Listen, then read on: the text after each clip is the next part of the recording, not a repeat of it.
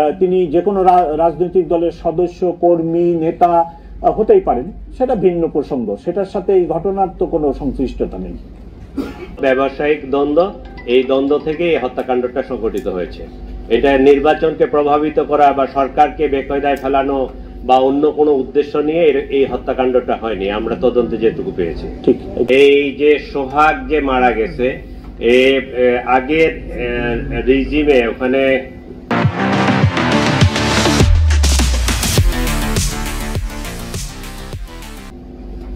হাজী সেলিমের সম্ভবত ভাতিজা পিল্লু কমিশনার, আপনারা নাম জানেন, পিল্লু কমিশনারের ছত্রছায়ায় তারা অ্যালুমিনিয়ামের পল্লী বিদ্যুতের তারের ব্যবসা করে। পল্লী বিদ্যুতের তারের ব্যবসাটা কি? পল্লী বিদ্যুতের তার যে চুরি হইতো, এই চোরাই তারটা এরা কিনে আবার বিভিন্ন ধরনের ওই যে ফ্যাক্টরি আছে যারা অ্যালুমিনিয়ামের ডেকচি, পাতি, কড়াই বিক্রি করে, তাদের কাছে এরা বিক্রি করত। বিগত 17 বছর ধরে এই কাজ করছে কিন্তু সোহাগ।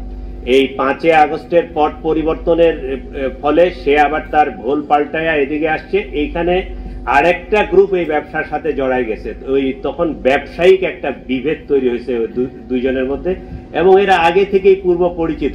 উভয় পক্ষই কিন্তু একে অপরকে চিনে, একে অপরকে জানে, এবং এলাকারই তারা ওই ব্যবসায়িক দ্বন্দ্ব এবং কোন্দল থেকেই হত্যাকাণ্ড সংঘটিত হয়েছে।